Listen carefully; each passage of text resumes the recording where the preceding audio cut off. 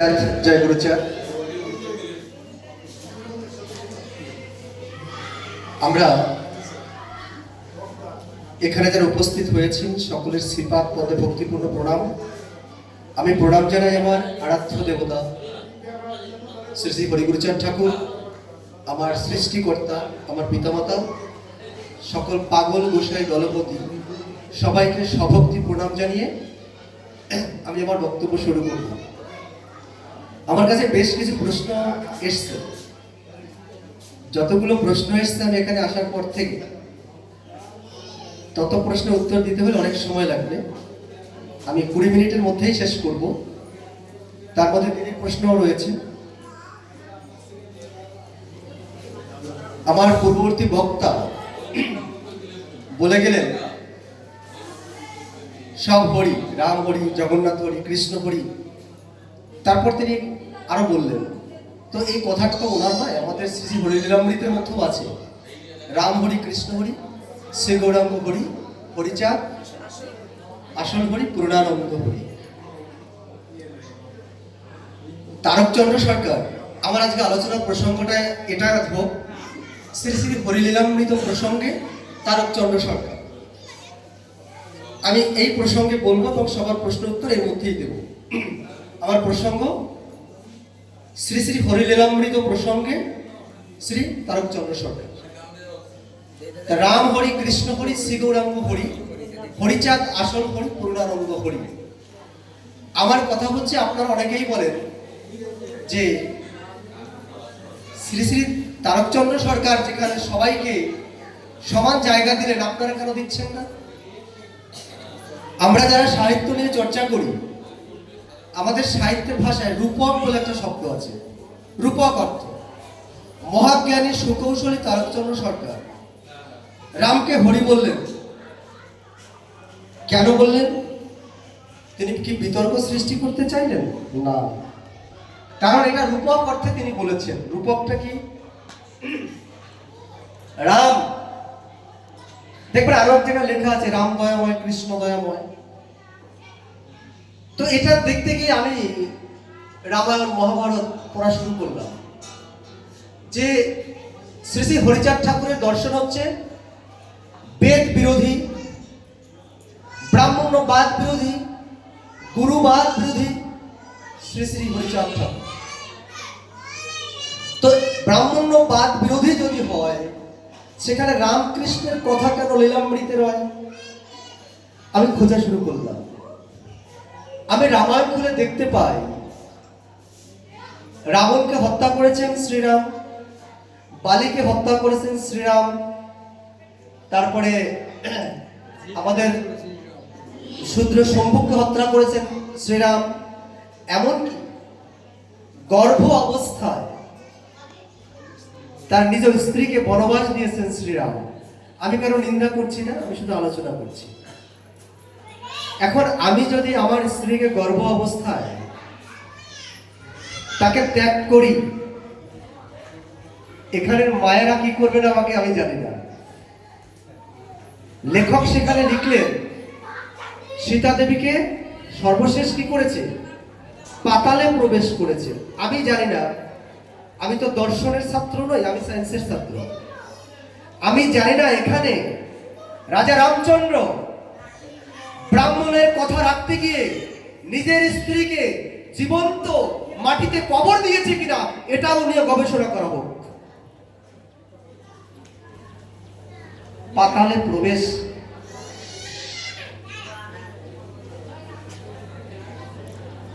রামচন্দ্র এতগুলো যখন কাজ করলেন, তারকচন্দ্র গোসাই তাকে লিখলেন রাম হরি।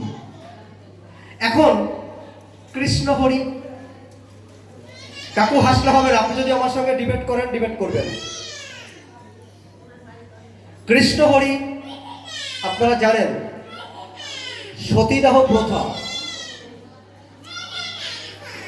যখন সতীদাহ প্রথার স্রষ্টা যদি আমরা খুঁজতে যাই, ঐতিহাসিকগণ যদি খোঁজেন, তখন আমরা কার নাম পাই? স্বামী মারা যাওয়ার সঙ্গে সঙ্গে স্ত্রীকে জ্বালিয়ে দেওয়া হবে। এখনো দুটো মন্দির আছে, শান্তিপুরে একটা আছে, নোয়াখালীতে আছে, আরো মন্দির আছে। আপনাদেরও জানা আছে যে স্বামী মারা যাওয়ার সঙ্গে সঙ্গে স্ত্রীকে চিতায় দেওয়া হতো। সমর্থন করছেন এটা? সমর্থন করেন? মানে স্বামী মারা গেলে আপনাদেরকে চিতায় দেওয়ার সমর্থন করেন? এই প্রথার বিরুদ্ধে, এই প্রথা সৃষ্টিকে করলেন?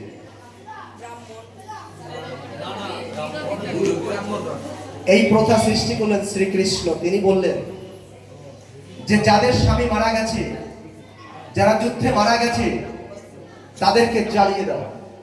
আমার কথা নয়, ঐতিহাসিকদের কথা। যারা শিক্ষিত, ডিবেট করতে প্রস্তুত আছেন, তারা আমার সাথে করবেন।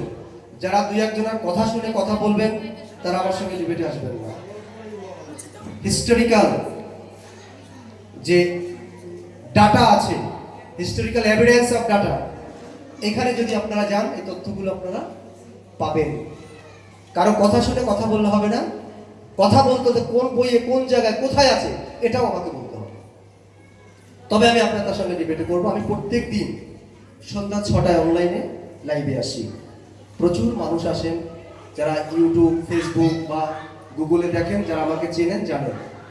সেখানে বড় বড় কঠিন প্রশ্নের আমাদের মুখোমুখি হতে হয়, কিন্তু বাস্তব সত্য ছাড়া কথা বলা যায় নাকি? তাকে মান্যতা দেবে না। তাই তো নেপালে গিয়েও আমরা অবাঙালিকে মতুয়া করতে পেরেছি। তাই তো কদিন আগে দেখলেন আমার লাইভে এসে প্রশান্ত চক্রবর্তী তিনি বললেন, আমি বইটা ফেলে দিয়ে আমি আচারওয়ালা পড়বো।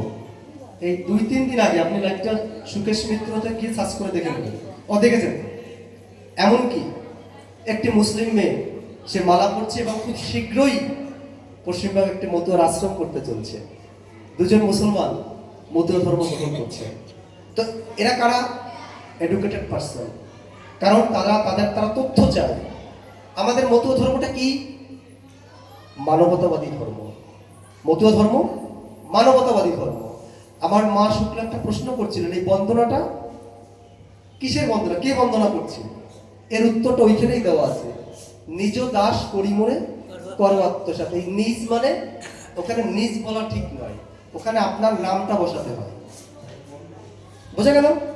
ওই নিজ মানে যার যার নাম বসাতে হবে। সমস্ত লীলামৃতের কথা একটা লাইনে আছে, সমস্ত লীলামৃতের কথা। সেই লাইনটা কি? পতিত পাবন হেতু হইল অবতার। পতিত, সমস্ত লীলামৃতের জিষ্ট কথা এটা।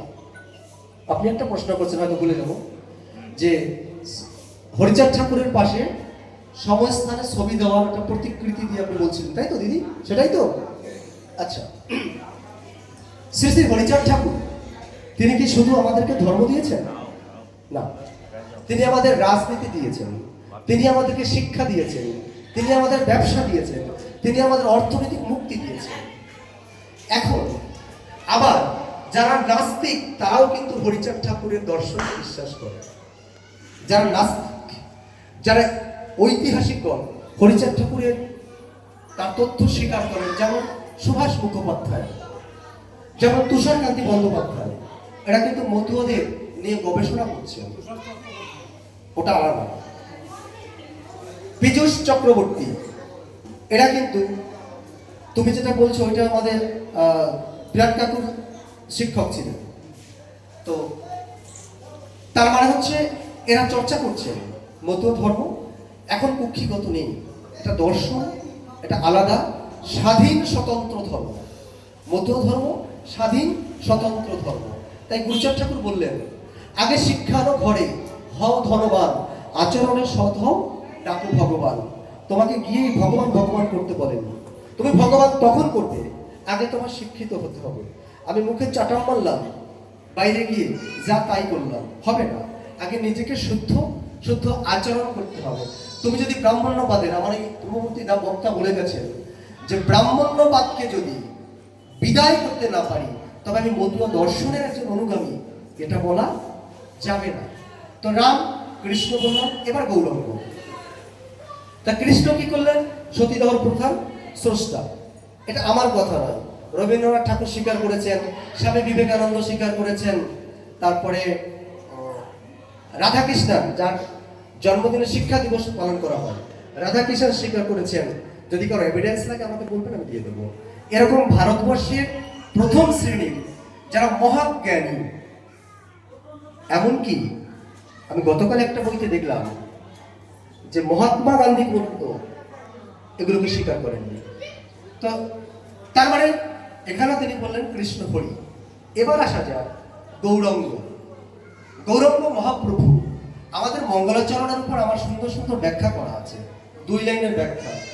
আপনি উষার জয় ইউটিউবে যেতে পারেন, আপনি সুকেশ মিত্র প্রোফাইলে যেতে পারেন, সার্চ করলেই পেয়ে যাবেন।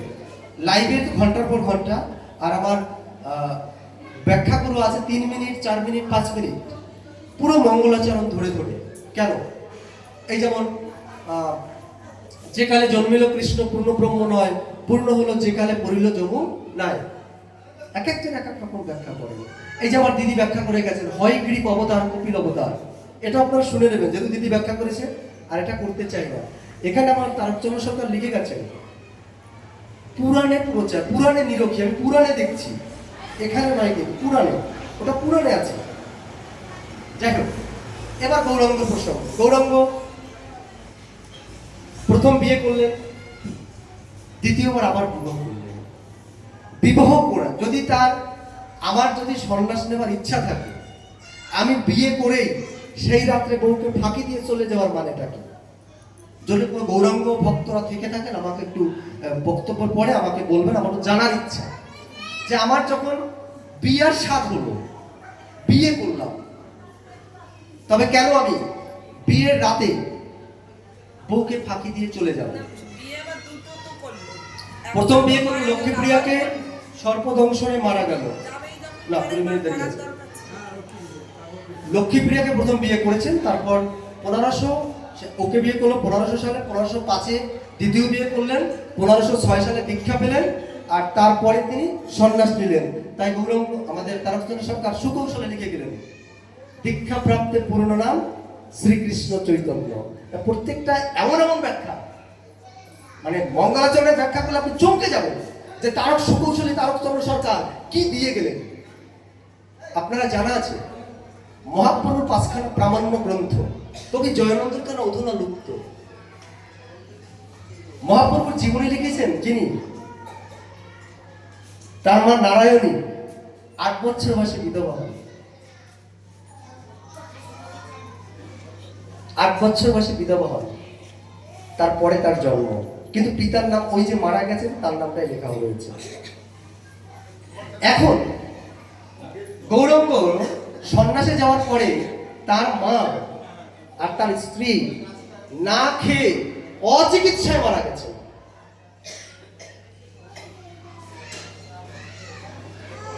তিনশো 58 বছর পরে তাকে অবতার বলে স্বীকার করা হয়েছে, তার আগে করা হয়নি। তার মানে হরিচাঁদ ঠাকুর বললেন যে রাম হরি, এই দেখেন বিষয়টা, এবার তোমরা খুঁজে বেড়াও, কৃষ্ণ হরি, শ্রী গৌরাঙ্গ হরি, হরিচাঁদ আসল হরি, পূর্ণানন্দ হরি। কারণ হরিচাঁদ ঠাকুরের কিছুই করেননি, তাই তোমরা পাঠকগণ বুঝে নেবে। কারণ যে সময় শ্রী শ্রী হরিলীলামৃত পরে হয়েছে, তার আগে ছিল হরি লীলাগীতি। তারপরে আমাদের ওনার নামটাকে পরিবর্তন করে প্রথম ছাপালেন। কিন্তু সেই সময় যদি এসব প্রসঙ্গ না লেখা হতো তবে এটা ছাপা হতো না। এটা ছাপতে যখন গেল সপ্তশতী প্রেস, তার আগে সব প্রেস থেকে ফিরিয়ে দিল যে ব্রাহ্মণ্যবাদের বিরুদ্ধে যে গ্রন্থটা লেখা হয়েছে। কাকু কথা বলবেন না? কাকু কাকু আপনি বলবেন, আপনি বলবেন, আপনার পর আমি কি কথা বলবো, তবে একটু থামেন, আমাকে বলতে দিন, ডিস্টার্ব করে না। আপনি এত জ্ঞানী মানুষ, আপনি যদি কথা বলেন এবার মহাপ্রভু লীলামৃত যখন ছাপতে গেলেন, তারা বললেন যে এই গ্রন্থ যদি ছাপা হয় তবে পূর্বতন যারা আসছে তাদেরকে কেউ মানবে না। এই লীলামৃত তোমরা কিছুটা এর মধ্যে বৈদিক মাত ঢোকাও। আপনারা অনেকেই বলেন লীলামৃতের মধ্যে কিছু কিছু জায়গায় সপ্রতি কথা আছে। তারপরে এর প্রমাণ আছে লীলামৃতের মধ্যে, কোথায় আছে? 249 পৃষ্ঠায় লেখা আছে বর্ণশুদ্ধি সংশোধক এই হরিবর বহু পরিশ্রম করি লিখি চারিবার। আর আরেকবার যাদব সরকার করেছিলেন, আর 4 বার করেছেন হরিবর সরকার।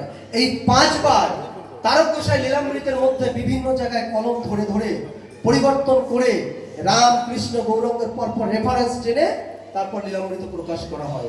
আমার কথা না, লীলামৃতের মধ্যেই পরিশিষ্ট অংশে এই দুটো লাইন দেখে আপনারা বুঝতে পারবেন, যদি থাকে দেখে নেবেন। বর্ণশুদ্ধি সংশোধক এই হরিবর বহু পরিশ্রম করি লিখি চারিবার। তারপর আমরা বুঝতেই পারছি যে কোথা থেকে জলটা ঢুকেছে। আসলে মতুয়া ধর্ম কি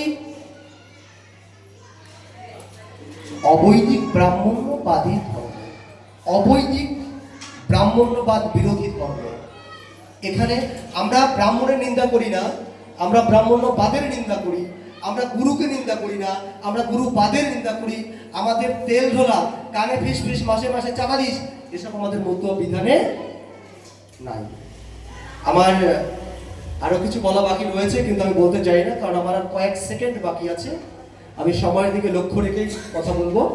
আমার বলার মধ্যে ভুল ত্রুটি হলে ক্ষমা করবেন। আর যদি কেউ আমার কথায় ডিবেট করতে চান, আমি মাইক্রোফোন ছেড়ে পাশে যাচ্ছি, আমার সাথে আলোচনা করবেন। তবে সে যে অবশ্যই যেন রেফারেন্স সহ কথা বলতে হবে। অমুক জায়গায় শুনেছি, তমুক জায়গায় শুনেছি, এটা হবে না। সবাইকে প্রণাম, ভালোবাসা। জয় জয় শান্তি হরি প্রমানন্দে হরিধ্বনি।